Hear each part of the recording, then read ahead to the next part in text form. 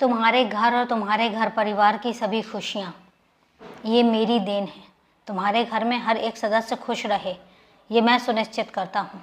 तुम्हारे परिवार के एक एक सदस्य को मैं संभाल रहा हूँ। फिर क्या फ़र्क पड़ता है कि वो मुझे मानते हैं या नहीं मानते। तुम जो बोलते हो कि बाबा मेरे परिवार का ध्यान रखना, और जब तुमने मुझसे कह दिया तो फिर मैं किसी और की नहीं सुनता, मैं सिर्फ तुम्हारी सुनता हूँ। और जब मैं तुम्हारे परिवार का मुखिया हूँ, तुम्हारे परिवार का बड़ा हूँ, तो फिर तुम और सब चीज़ों पर क्यों ध्यान देते हो? तुम और सब चीज़ों के बारे में क्यों सोचते हो? और मैं तुमसे एक बात कहता हूँ, तुम जल्द ही वो सब कुछ हासिल करोगे जो तुम चाहते हो। तुम्हें मैं किसी भी वस्तु की कमी नहीं होने दूँगा।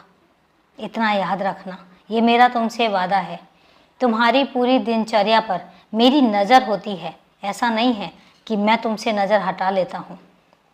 तुम कब क्या कौन सा काम करते हो ये भी मैं देखता रहता हूँ। मैं तुम्हें देखता हूँ कि तुम कितनी ईमानदारी से अपने काम करते हो, कितने प्यार से सबका ध्यान रखते हो, पर अपने बारे में सोचना भूल जाते हो, अपना ध्यान रखना भूल जाते हो। अब मैं तुमसे यही तो कहता हूँ कि ऐसा क्यों करते हो?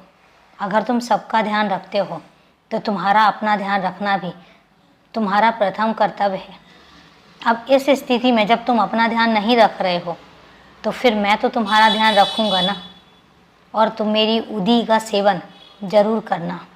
मैं चाहता हूँ कि तुम उदी लो। ये मेरी उदी तुम्हारी हर दुख हरी परेशानियों को दूर कर देगी। ये मेरा तुमसे वादा है। खुश रहा करो। तुम्हारा ये उदास चेहरा मुझसे देखा नहीं जाता।